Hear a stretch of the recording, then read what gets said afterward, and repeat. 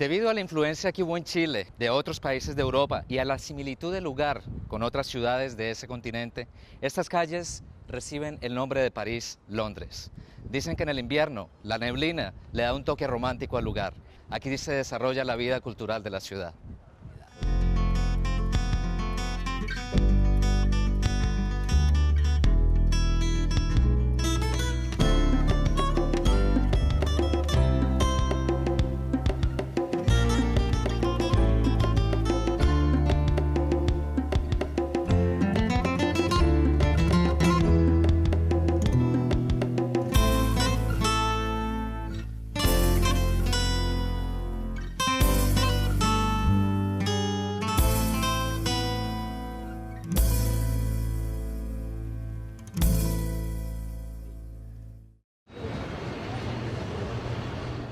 De todas las ciudades fundadas por los españoles, Santiago de Chile es la capital que más lejos queda de Europa. Pedro de Valdivia lo bautizó Santiago de Nueva Extremadura. Santiago, para hacer honor a Santiago de Compostela en España, y Nueva Extremadura, por estar ubicada en el extremo del Nuevo Mundo descubierto por los españoles.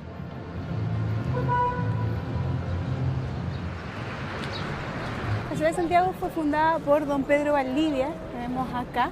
Pedro Valdivia llega al Valle del Mapocho, donde va a encontrar un grupo de indígenas, que era la cultura concagua, quienes también habían tenido influencia incaica. Nosotros aquí podemos ver a don Pedro Valdivia, que está montando a caballo. Esta escultura fue hecha por la comunidad española para celebrar el centenario de la independencia posteriormente. Si se fija, el Pedro Valdivia, el caballo, le faltan las riendas, porque el artista quiso mostrar lo que vieron los indígenas a la llegada del español, que el hombre y el caballo era un mismo ser, y ser un mismo ser no necesitaba las riendas. El Correo Central es una construcción que está sobre los terrenos donde estuvo la casa de don Pedro Valdivia, quien fue el gobernador de Santiago.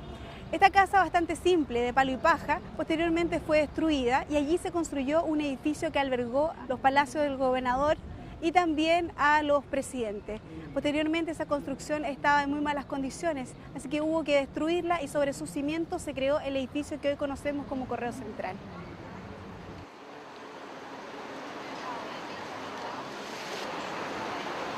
La Casa de Gobierno en Chile es comúnmente conocida como el Palacio de la Moneda. Tiene una de las fachadas más sobrias e imponentes de la América colonial. Fue diseñada por Joaquín Toesca, quien se inspiró en los palacios napolitanos. Dos bellas reliquias nos reciben a la entrada de la Casa de la Moneda. Se trata de dos antiguos cañones. Fueron hechos entre 1771 y 1772 por orden del gobernador Manuel de Amat. Fueron fundidos por Juan de Espinosa. En la parte superior observamos el escudo de armas de España.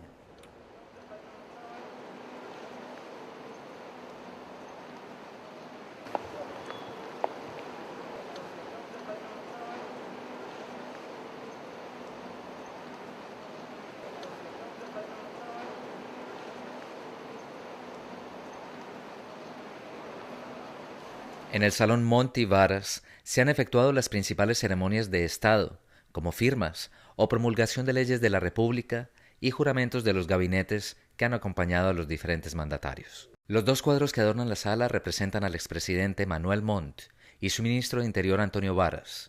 Evocan épocas que trajeron cambios importantes a Chile.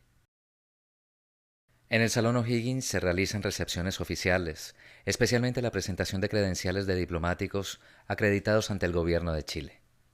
Al lado, en el Salón Pedro de Valdivia, se encuentra un óleo sobre tela que representa al fundador de Santiago. La pintura se basa en suposiciones y es una idea personal del pintor, pues no existen archivos gráficos de Pedro de Valdivia.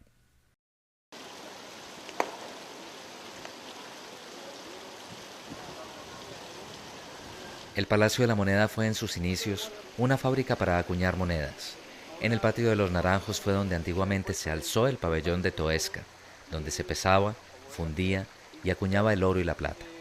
Luego de la demolición del pabellón en 1940, se instaló en el lugar un patio de naranjos de inspiración española.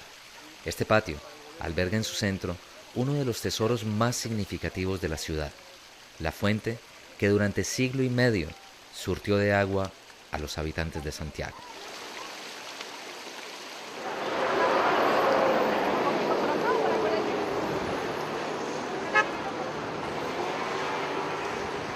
Desde el barrio cívico, donde se encuentra el Palacio de la Moneda, se caminan 6 cuadras hasta llegar al lugar histórico más importante del centro de Santiago.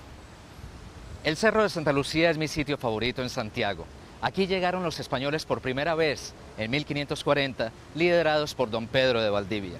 La importancia del lugar también radica en que aquí se construyó el primer centro astronómico que tuvo Chile y el último fuerte español. El Cerro de Santa Lucía es un testigo mudo de todos los cambios que ha tenido Santiago desde su fundación. La escultura que corona esta fuente se llama Neptuno. Fue construida en Francia en 1856 en la fundición de Ussel. Gracias a esta escultura, hoy en día la terraza lleva su nombre, la terraza Neptuno, que fue la última terraza en ser construida acá en el cerro, prácticamente 20 años después de la transformación inicial del Cerro Santa Lucía. El Cerro Santa Lucía era llamado Huelén por los indígenas, que en mapuche significa dolor, melancolía o tristeza.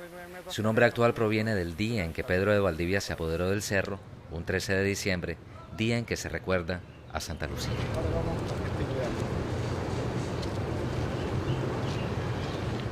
En el Cerro de Santa Lucía, don Pedro de Valdivia fundó la ciudad de Santiago de Nueva Extremadura el 12 de febrero de 1541.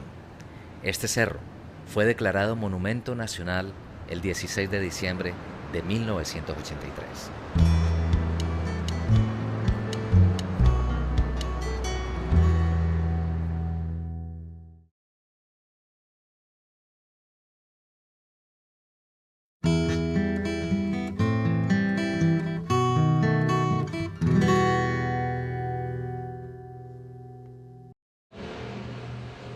El convento y la iglesia de San Francisco fueron durante los siglos XVII y XVIII centro de muchas actividades de la comunidad, donde las procesiones, las fiestas religiosas, las misas solemnes rompían la monotonía de la vida colonial.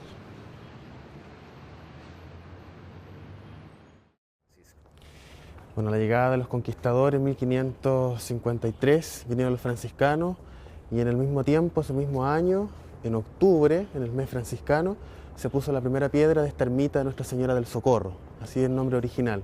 Y de allí, bueno, comienza la historia que duró siglos, en que se terminó este convento entre terremotos, entre que los indígenas lo saqueaban y lo botaban. 1618 aproximadamente terminó de construirse, desde 1553. Es muy importante, este museo alberga la colección colonial más importante del país. Guarda mucha imaginería religiosa, la mayoría, platería, pintura, escultura, textil, que da cuenta del uso litúrgico que tenía la iglesia en la época colonial y republicana.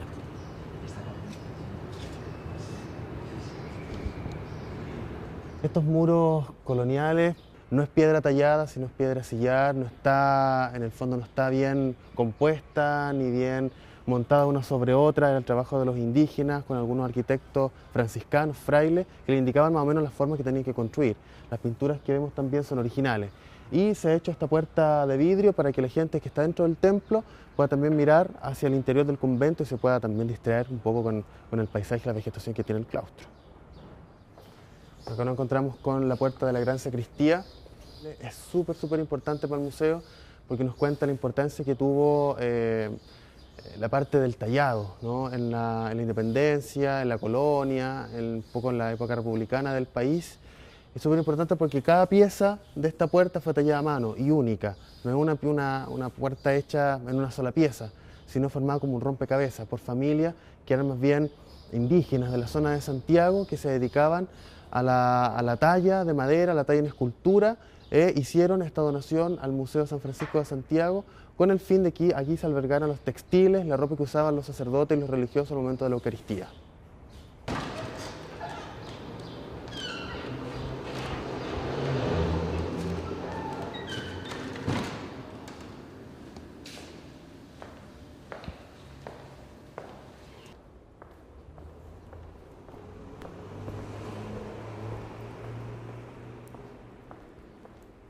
Aquí hay mucha belleza. Acá nos encontramos en la sala San Pedro de Alcántara. Lleva ese nombre por el santo que tenemos en nuestra espalda, que es el santo característico por la penitencia, español del siglo XVI. Esta pieza es re importante para el museo, para esta sala específicamente, porque es una de las piezas que está restaurada últimamente. Se cambió la calavera, que también está en malas condiciones.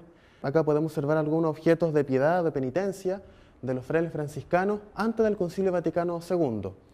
Objetos que se ponían bajo esta cuerda, en la carne, debajo del hábito, cosa que apretaban la cuerda, se apretaba el metal y se hacían heridas. Y también las plantillas metálicas o de alambre con las puntas hacia arriba, que se ponían en las sandalias, entre la sandalia y el pie. Entonces el fraile al caminar, al hacer la fuerza, sería los pies, y era la penitencia sobre todo en época de Cuaresma y los viernes de todo el año. El patio central del claustro guarda el mensaje de San Francisco entre sus centenarios árboles, sus pájaros y su fuente con peces.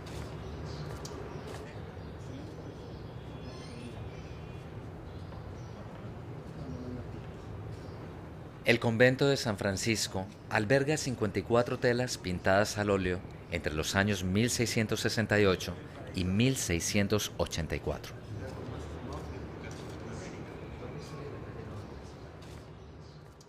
Mira, esta sala representa la vida del fundador de la Orden Franciscana, San Francisco de Asís, nacido en Italia en 1182, y esta es la colección de pintura mejor conservada y más completa del continente americano. Fueron hechas por encargo de la Orden Franciscana. Hay solamente 2 cuadros firmados, uno está firmado por Pedro Lorenzo y el otro está firmado por Juan Zapacainga, que son indígenas. Ahora aquí se establece el barroco hispanoamericano, todo lo que le enseña el maestro europeo al indio. El indio rescata todo esto, pero pone su aporte. Los pintores hacen un paralelo a la vida de Cristo. O sea, hay episodios aquí en los cuadros que pertenecieron a la vida de Cristo y aquí están tomados como la vida de San Francisco. La finalidad de los cuadros es dar a conocer el mensaje franciscano, más que ser fiel a la historia. Mostrar el amor de San Francisco a Dios y a los pobres, su evolución de una infancia lujosa a una vida cada vez más solitaria y recogida. A través de un relato pintoresco y anecdótico, se presentan episodios milagrosos, donde ángeles, santos y hombres viven unidos. La técnica se inspira en el grabado flamenco, cuya influencia es decisiva en la pintura española. Los indígenas introducen su sensibilidad y su idiosincrasia, lo que diferencia esta obra de las realizaciones europeas.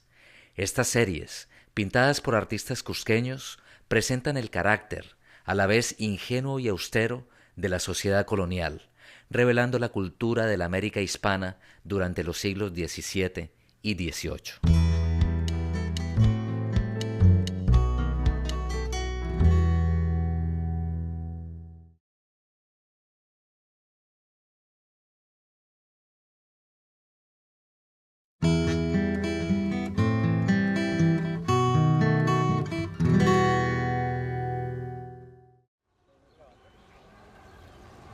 El Museo Histórico Nacional de Chile reúne una importante colección que reconstruye la historia del país a través de sus diferentes etapas. Este museo recrea gran parte de la historia de Chile y para ello cuenta con una importante colección patrimonial en la que se destacan muebles, trajes, pinturas, entre otros. Las pinturas tienen una serie de discursos, ¿no? Transmiten una gran cantidad de información, no solamente la información artística o pictórica propiamente tal, pero también en cuanto a discurso histórico en sí mismo, lo que representa. Esta misa es la primera misa efectuada en Chile durante el proceso de descubrimiento y conquista del territorio y pone de manifiesto el rol de la Iglesia. Así como está la conquista desde una perspectiva militar, también se funda desde una perspectiva religiosa. Nos está hablando de un enfoque de construcción de nación, de construcción de Estado, propio de fines del siglo XIX y de comienzos del siglo XX, en busca del ser chileno. La pintura representa a modo retrato a Pedro de Valdivia, conquistador de Chile, quien pese al fracaso del descubrimiento hecho por Almagro, él igual decide venir acá, pero muere a manos de los indígenas en el proceso de conquista.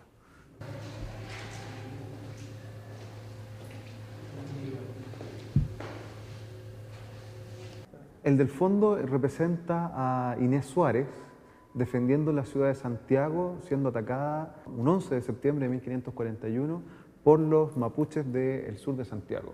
A los meses después de haber sido fundado Santiago, Santiago ya es atacado y asediado por los indígenas. Allí se ve a ella descabezando a algunos caciques que tenían de rehenes para amedrentar a los que estaban atacando la ciudad. Bueno, esta sala corresponde a la sociedad colonial en Chile durante el siglo XVII, XVIII aproximadamente. Podemos observar una composición de una serie de objetos más bien propias de la élite. Sin embargo, el tema central tiene que ver aquí también con cómo esta sociedad se estructura, ¿no?, en base a distintos componentes o grupos sociales que conforman castas rígidas. Este armario del siglo XVII manifiesta todo el trabajo, el pulido, la exactitud de los distintos talleres artesanales que se desarrollaron en América, particularmente en la zona andina. Van a también influenciar a todo el territorio chileno en cuanto a un concepto artístico y estético, que es el barroco colonial. La sociedad colonial chilena está basada en cuanto a economía a dos grandes actividades importantes, la minería y la agricultura, durante el siglo XVII y durante el siglo XVIII en la producción de trigo, la cual se empieza a exportar al virreinato peruano. Y por último, acá al fondo, esta última parte de esta sala de la sociedad colonial muestra y ambienta una cocina propia de las casonas coloniales de aquel entonces. Ella es una mestiza, esta mezcla de ingredientes, tanto indígenas, americanos, como ingredientes traídos desde Europa, que se sintetizan en un plato criollo, tal como es la propia gente, el propio habitante de la sociedad chilena actual. Somos una sociedad mestiza que tenemos que reconocernos como tal desde esa óptica. Esta pintura representa el momento en que Pedro de Valdivia, el conquistador de Chile, decide fundar la ciudad de Santiago desde el Cerro Santa Lucía. La obra es de Pedro Lira. O'Higgins es una figura bastante controversial para el pueblo chileno.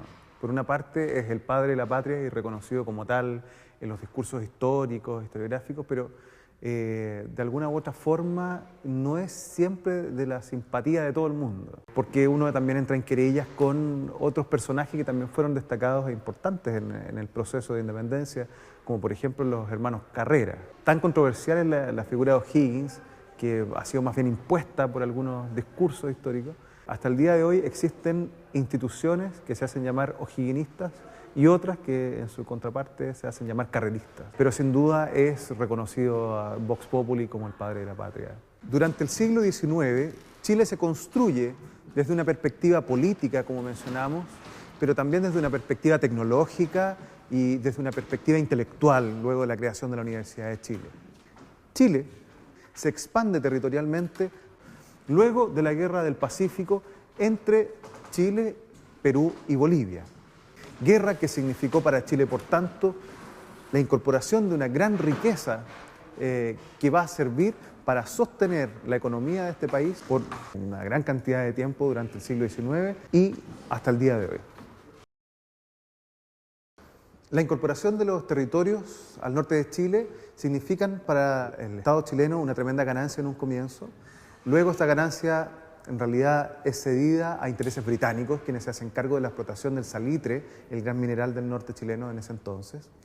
Y Chile va a percibir ganancias solo por concepto de aduanas. Aún así, la riqueza obtenida de este producto va a ser tal que el Estado chileno va a invertir en una gran cantidad de obras públicas, palacios y edificios, que más tarde van a estar reflejando toda su ostentación, sobre todo de la oligarquía, y que va a redundar a su vez en todo un problema político que terminará con la guerra civil en 1891 y la muerte del presidente Balmaceda a raíz de la derrota que sufre en Concón y Placilla, próximo a Valparaíso.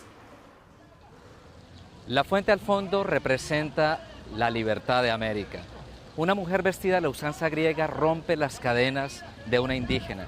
Es una manera de expresar que Chile es libre. La presencia de Bolívar en el monumento quiere decir que no se trata solo de Chile, sino de América en general. Bolívar, O'Higgins y San Martín son los grandes libertadores de América.